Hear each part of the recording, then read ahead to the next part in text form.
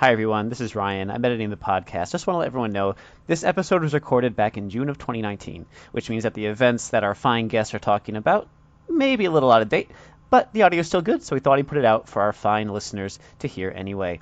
Not sure why it took so long. Stitch, do you have any idea? No, while I was looking at me about this stuff. Well, you do like to mess around on my computer and stuff. I don't know. Listen, no, it wasn't me. Gosh, Hey, Stitch, why's my microphone wet? not your microphone. I licked it. It's mine now. Gross. Enjoy the show. This episode was brought to you by League of Enchantment, part of the Secret Friends Unite podcast network.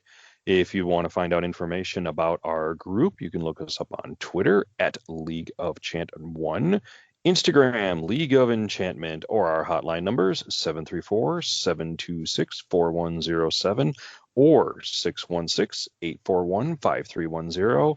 Catch us on the web at leagueofenchantment.org, or you can send us an email at leagueofenchantment@gmail.com. We're looking forward to hearing from you.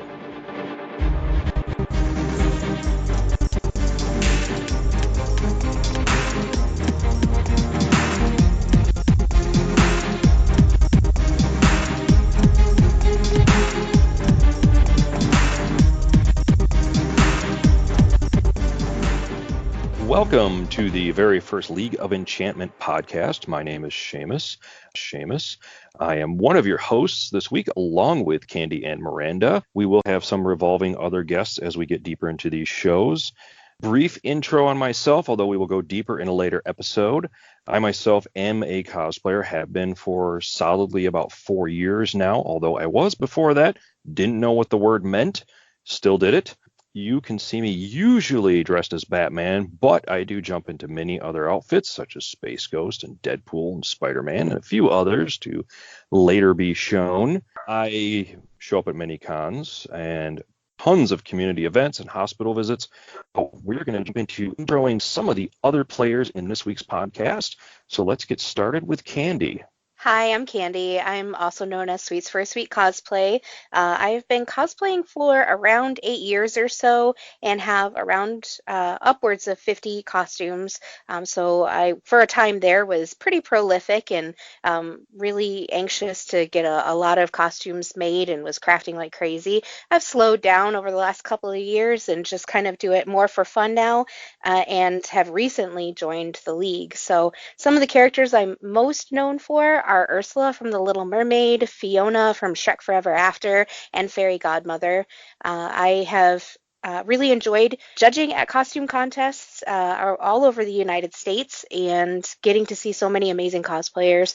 And I also do a lot of panels on body confidence and anti-bullying and just kind of getting people familiar with what cosplay is and how they can enjoy it even more by learning more about the craft. What about you, Miranda? I am Happy Rock Cosplay.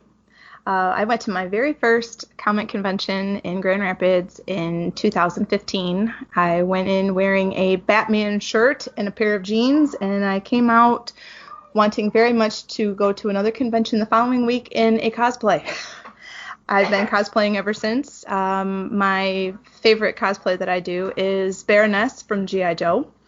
I also like a lot of other B-list characters, specifically Zatanna, Hawk Girl. I am a mom of 2 kids who also enjoy cosplay, and I just am getting ready to host my first comic convention very soon.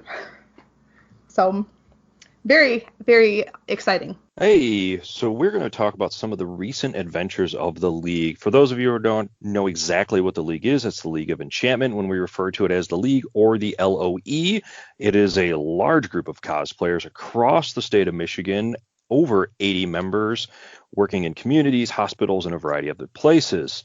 So some of the recent adventures that we've had, we've been at Night Lights in Grand Rapids, which I don't think any of us were at, but we did do a large paintball and picnic in Lansing, which I do know Miranda was at, because I think she's in pictures right next to me, and our kind of background man, Charlie, was also there as well.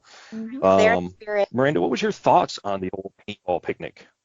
I was not able to go to the paintball portion, but I really enjoyed the camaraderie and friendship and relaxed environment that we were all able to do, and the food that we all were able to eat, by the way. Don't forget the food. We had a really great time, and the kids that were all there were able to enjoy everybody else's kids and just, have a really fantastic time, not doing cosplay, but just enjoying our cosplay family.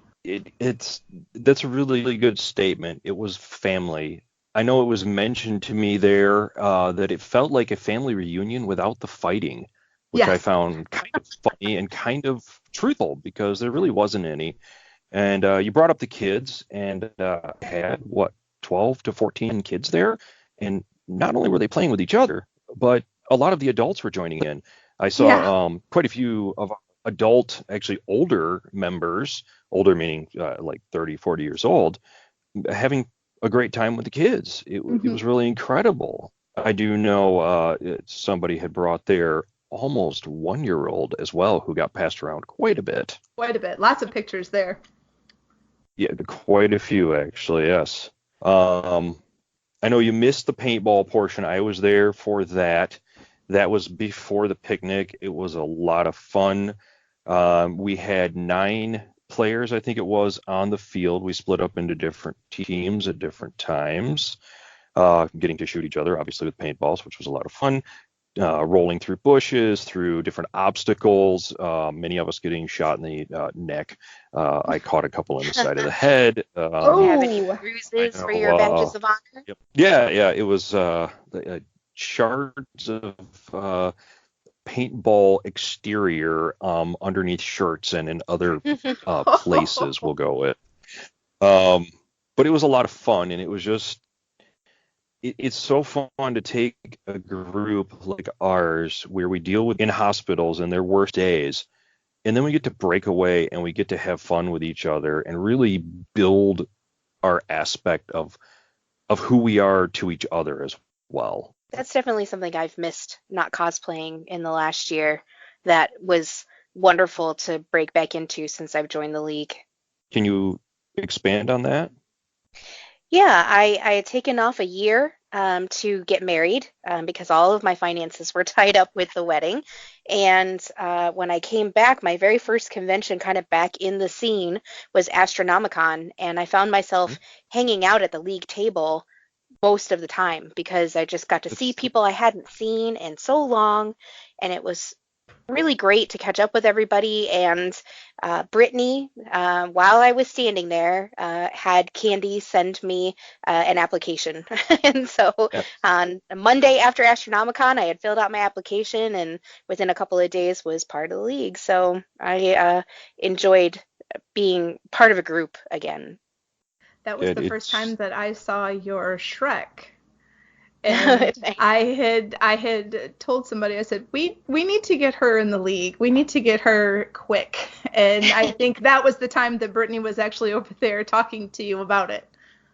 And if I remember right, I think, Miranda, you were punching me on the shoulder, telling me we needed to get her in the league. And I said, calm down. It's already taken care of. Yes. Yeah. It was quite funny, actually. And Candy, seeing you as Fiona, really, you're amazing at it. It just, you fit the part. You look incredible, and the response from the kids is astounding when you're Fiona. I absolutely love that one. She's the ugly duckling princess. She's easy to relate to. Yeah. I wouldn't say. I think you bring out a side in the characters that you do that you don't realize. I know you refer to ugly duckling, but I really don't see that when you're cosplaying. I really see somebody enjoying themselves. You smile. You actually radiate happiness. It's pretty incredible to me. Oh, thank you. I love it. I love it, and why I kind of needed that break last year, to be honest, because it was starting to get a little not fun anymore. I found myself being more stressed at conventions instead of being happy and excited. So, like I said, Astronomicon was a huge turning point for me because I got to remember what it was like to have fun cosplaying. Right. So thank you. Yeah, and I mean, Astronomicon, most of the members have been there for 2 years in a row now. We're going back for the third year, which will be in, is it January? It's a great bunch of guys, really nicely run con.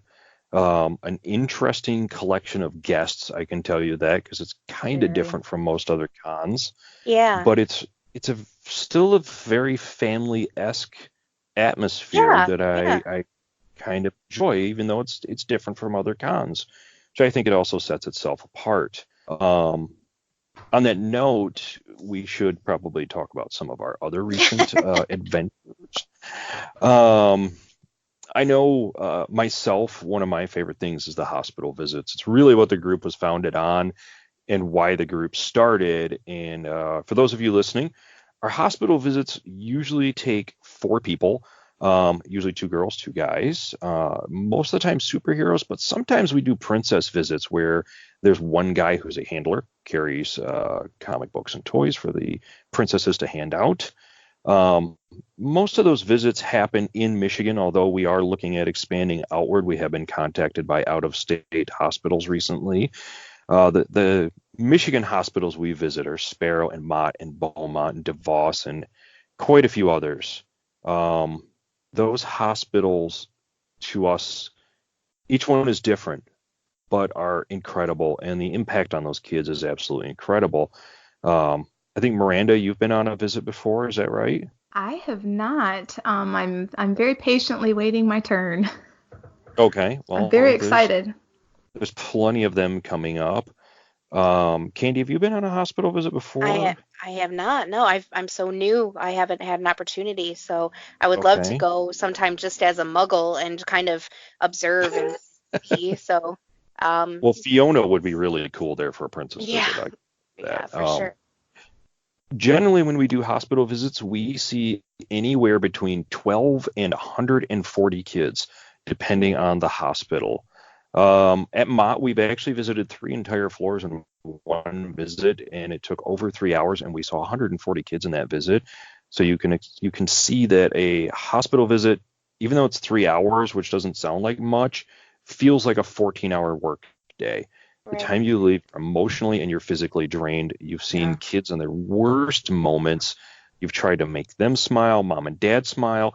You also try to change the whole feel of the floor when you're there, impact the doctor, the nurses, the staff, including at one of the recent visits, some of our members were approached by a janitor who actually expressed how happy he was to see our members there and doing what we do, which is essentially dressing up and goofing off, but having fun with it and making others' days change. In a normal hospital visit, we bring comics, we bring toys. We generally try to gear each comic or toy to the character presenting it. Thinking Wonder Woman is walking into a room, meeting with a girl. She's giving her a Wonder Woman comic, a Wonder Woman toy. Same with Batman, Spider-Man, or even the princesses, Cinderella, Belle, or any of the others. We try to gear those visits so that the toys and the comics fit the character walking in the room, so it impacts the kid, not just for the moment, not just for the day, but for days later. When they pick that back up, they have the memories. They're pretty amazing. If you haven't been on a visit and you are in the league, get on the list. It's definitely worth it. I know, ladies, recently all 3 of us actually were at Motor City. We were on a couple different panels. We had 4 panels there at Motor City that the league was involved with. Do you want to discuss a little bit about that and how you too especially felt doing the panel on Sunday? Yeah, we had a panel on cosplaying over 30, which is near and dear to my heart. So, just kind of talking about, not focusing on the negative of all the, different, challenges that cosplaying over 30 present, but focusing on the positive and how to go out there and have a great time when you kind of feel like, the old lady of the group. So what about you, Miranda? What did you think? As it was my very first panel ever, it was very interesting to be on the presenting end rather than as the patron end. And when you are comfortable enough to speak in front of somebody, as well as with a subject that you're very familiar with, it makes for a very smooth, very fun panel, no matter what the subject may be. But I thought that all of the points that we made were valid. I think we definitely reached a few different people that shared some of the same concerns, ideal body type. And one of the things that stuck out in my mind was, there was a lady that wanted to do a specific character, but she didn't feel she had the appropriate body type, and she was too old, and she had some concerns, and it wasn't just her that had that, and we were able, as a group, as a whole, with that panel, kind of help her get from her idea to forming a plan to make it happen, which I thought was really cool. Yeah, definitely. And we had people of all ages in there, but some were, anywhere between 30 to 50 years old. So that was really great to see, kind of a different side of cosplaying. Kind of bridging the age gap, as it were. Yeah, definitely. Yeah, Because cosplay is a young person's game sometimes, and you can feel kind of worn down pretty easily after a long day and at the convention, and kind of feeling like, oh, why do I do this? I feel, so sore and so tired, and just kind of remembering that, this makes me feel like a kid again. It does. Right. I get to play dress up. I'm 42 years old. I get to play dress up. This is great. So. Are you 42 years old? Yeah, I'm almost. Okay, well, there we go. Half, so. I always find it funny when people say it's a young person's game, because I didn't jump into it until I was, as Candy referred to it, an older person. Being that I was 40. I didn't start out young, although I come to find out later on, I was actually doing cosplay before, but not for a purpose. So I guess that's my cosplay to cosplay difference, I guess. Yeah. I sat on a panel at Motor City as well, actually 3. We did, cosplay in the community, and we did cosplay through Heartache, both of which are near and dear to my heart. Well, we heard all about your cosplay through Heartache panel. Everyone was talking about how moving it was. Yes. Oh, wow. Well, I appreciate that. We'll probably hit on those in a later episode, being that then we can get the other 2 on that were actually on those panels, so they can actually speak about them, and it'll make more sense than just coming from me. We have quite a bit coming up in the league, not only in the immediate future, but in the months and years actually ahead. Our league calendar usually runs out, I'll go with this. Last year it ran out about 6 months. By the beginning of this year, it's running out by almost a year, and we are currently still running out by a year for actual scheduled events. Having 80 plus members with the league doesn't always make it easy to get all the events done still. We're inundated consistently with more and more events. Actually, 4 came in today that we couldn't even do. Wow. I also spent quite a bit of time on today and yesterday on the phone with a couple of other event coordinators for community events through the YMCA, which is also a good group to do stuff with. They do summer camps, engaging with the kids, especially kids that are lower income, so that they can actually help them out through the summer, because, as you know, kids aren't in school. Some of them struggle with food, lunches, things like that, and just having something to do. Some of the upcoming events, I know there's a few on the calendar that both you ladies are checked off as going to. Did you want to touch on any of the ones that you're actually looking forward to going to? Candy, I'll let you take this one for just a moment. I don't have any events in the month of July. I know coming up we do have an event that Miranda has been scheduling, but by the time this airs, it's probably already going to be done. But the Heroes Helping Heroes Expo I will be a part of, and I haven't even had a chance to look at my calendar in July. I guess I should do that, huh? take a look at what I can contribute. Granted, I know we have some really cool events coming up there. Let's see here. In July, I know we're going to the Autism Walk. We seem to be at the Detroit Zoo, actually, quite a bit. That's gotta be so A recent fun. event, actually, I'll be at the zoo this Saturday, actually, for the Miracle Walk. A recent event that I personally enjoyed that we just did was Be a Tourist in Your Hometown in Lansing. It's put on by the Lansing Chamber. It's actually the Convention and Visitors Bureau, sorry. And it is an event based around the idea that you have been living in this city for most of your life, and you probably know nothing about it. So you come in, you pay a small fee. It's like $1, I think it is actually, and you can go to 110 different stops by boat or by bus, by tram, by trolley. It's a blast. You get to go to the zoo. There's breweries, there's restaurants, there's museums, there's all kinds of locations that all the buses and such will take you to. They also host the Kids Walk across the street. It is the end of the year event for all of those kids that have put on all those miles walking around their school playgrounds to stay healthy. They get to come there. They have a play day. They get to go out on the ball field. They get to hang out with each other. And they also get to meet characters from the league. We had our furries there. We had some of our superheroes there. It was an absolute blast. It took almost 2 hours to go about 20 feet at that event. Once we were able to get on the buses, I actually ended up at the zoo in Lansing. They actually had us come into the zoo in character, which was funny because I was dressed as Deadpool. I had Joker with me. I had Harley Quinn with me. We've got 2 villains and kind of an anti-hero wandering around the zoo. Oh my goodness. Think of your kids standing there looking at the beautiful Bengal tigers, and you look to your right, and Deadpool's there.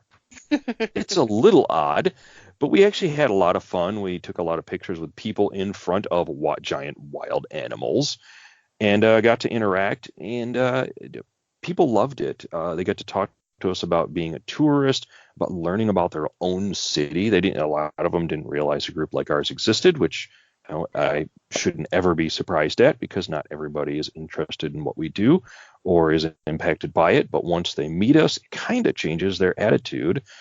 I know we have some really cool events coming up in July, such as, let's see here, I'm pulling up this wonderful calendar that likes to reset itself. Well, CopenCon and Really Cool are on the fifth same day. annual- Yes, they are. We're actually splitting the group up that day to go to actually, I think there is 4 locations on that day because there's also the Hive Yoga event, which is a superhero yoga day. There is, Metro Detroit Youth Day as well. That's actually a fundraiser for a group that has built a boxing gym that teaches kids after or before their boxing lessons. And this is a community engagement group, essentially. They work with low-income families and at-risk youth. They have, I think it's a 90 percentile rating of their kids not only graduating high school, but moving on to college. So they teach them boxing in an atmosphere where they also do homework and they get tutoring. It's a really, really amazing group of people. And they do this youth day every year, and they bring in groups like ours and the Ghostbusters and a few others to engage with their kids. Plus, they get some executives from some of the larger corporations to come in and see what they're really doing to help with the funds. It's a really, really amazing group of people. I think, Miranda, you've been to Really Cool or Kogan before, haven't you? Actually, no, I have not. CopenCon, I believe this is their second event. And they it's another fairly small convention, but moving up. They have a lot of really great people that are organizers of it, and they're actually going to be at the Heroes Helping Heroes Expo next week. So I'm looking forward to learning more about their event and being able to do a table exchange and help promote them as much as they're trying to help promote us. Can you tell me a little bit more about the Heroes Helping Heroes Expo? The Heroes Helping Heroes Expo is brand new convention, focusing primarily on pop culture. We don't really want to call it a comic con, specifically because it's not focused all around just that. We are bringing in members of the community that are actual heroes, our firefighters, our police enforcement, law enforcement, our ambulance workers. It's really going to be an amazing event focusing on pop culture. The Batmobile will be there. The Mach 5 from the Speed Racer will be there. The Talons Out Honor Flight group will be there as well to honor our vets. The McDonald's Camaro will be there as well, so I'm very excited about that. The Ghostbusters from the Great Lakes Ghostbuster Coalition, our vice president of the group, Dan Holleroyd, will be there with some of his group and the Ecto Ones and their proton packs to engage the community in a bunch of fun.